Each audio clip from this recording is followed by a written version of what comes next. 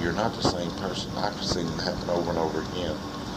People that they've executed, just like Willie Jones, when they executed him, they executed a reformed man. I mean, he would have never been in trouble again had he been released that same day. And I've seen that happen over and over again. I mean, of course there's some cases that go through where the people haven't changed at all and never will. But for the most part, the people that come here do change. And the people that they kill at the end of the time is not the same people that they locked up.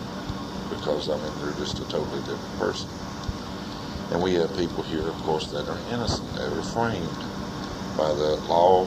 The law will, Virginia law will frame you in a heartbeat. They will invent evidence, falsify evidence, just to get a conviction. They don't care whether you did it or not. There's only a couple things that qualifies you for death row material. One, you got to be poor and have very little family. Two, you got to be a minority. And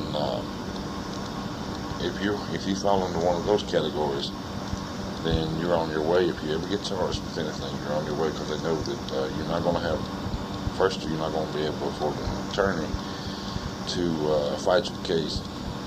Second, you're not going to make bond or anything. You're not going to have any kind of family or anything that will step up to fight for you.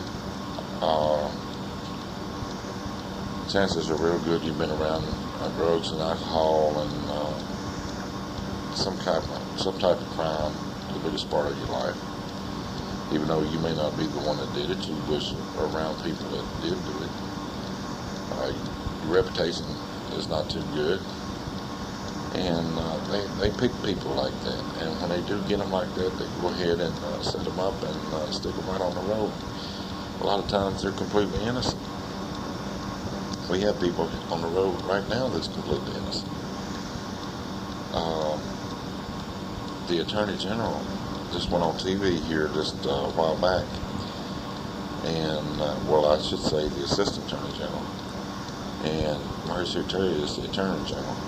And she said that for the year of 1993, that she plans to execute, she already has them docketed on the calendar for 1993 for 19 people to be executed.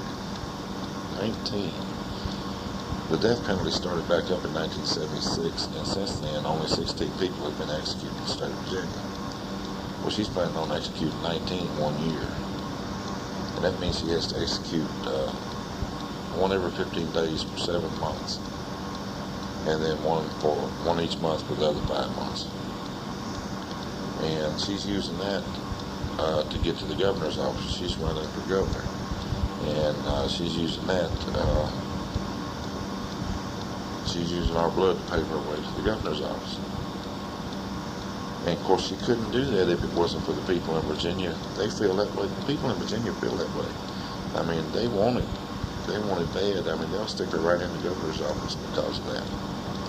That's what kind of people you're dealing with around here, around this state. I mean, it's terrible.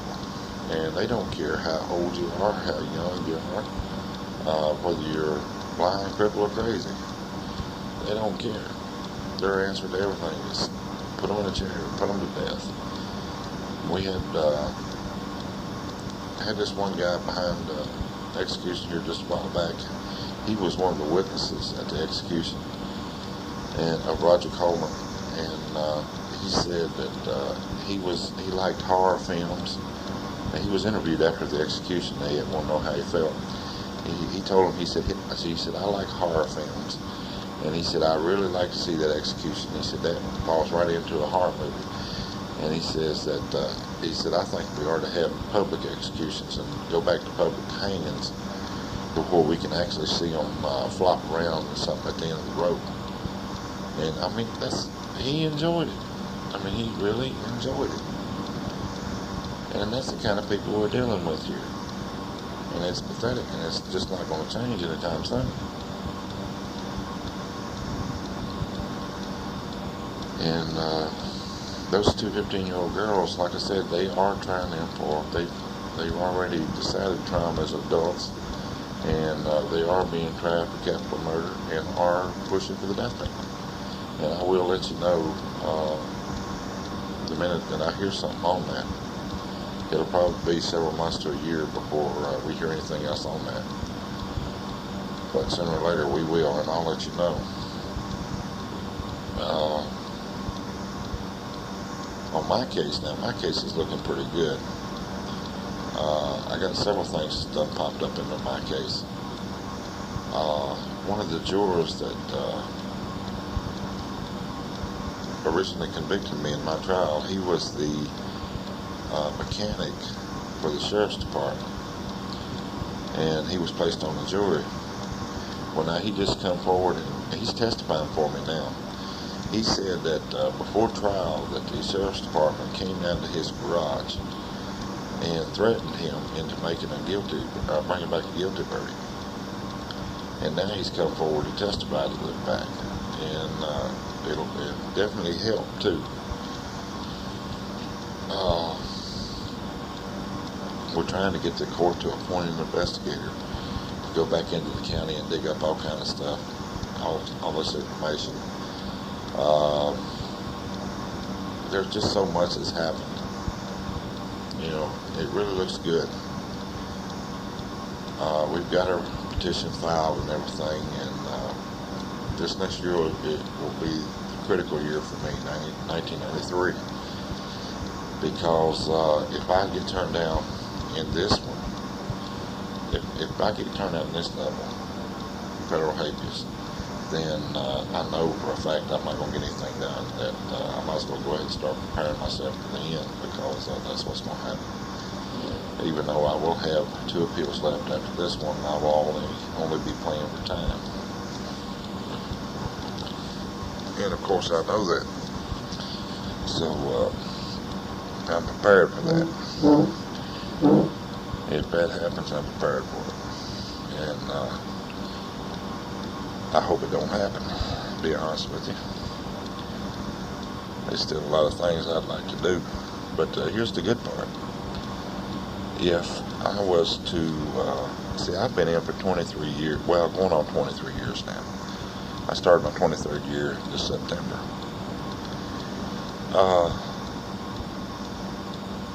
If I get my sentence overturned to a life sentence, see, most of the guys have to do, they changed the law to where you have to do a 25-year parole on a capital charge, on a life sentence. But since I fall under the old law, I only have to do 15 years. So if I get a life sentence, that means that they have to take me up for parole within 30 days. Well, now, of course, I know I'm not going to make it, not in the state of Virginia. But the fact that they have to take me up, you know, that's something else there. And my attorney has assured me that he would get me work to get me an out-of-state transfer. So I'm definitely not going to stay in the state of Virginia, and I'd like to get transferred out of the country is what I'd like to do, and I'm going to be working on that as well. But if I get my life sentence and I do get out of the country, get out of the state, then I'm going to work to get on a work release program, because since I'm eligible for parole, that will mean that I'm eligible for a work release. So that's what I'm going to push for. I'm going to try to get on a work release program. And it don't matter if I have to stay on it for 10 years. You know, I'll be able to work and save my money for when I do get out. And then eventually when I do get out, then I'm going to turn around and first thing I'm going to do is work to leave the country. And I'm going to either one of 2 places. Either I'm going to England or I'm going to Sweden. One of the 2. That's for sure. That's my goal right there. If I ever get out again, that's where I'm going to wind up. I'm leaving the United States behind. And then I'm going to work to get citizenship wherever I go. And so I do have plans if I make it off the road. I do have plans.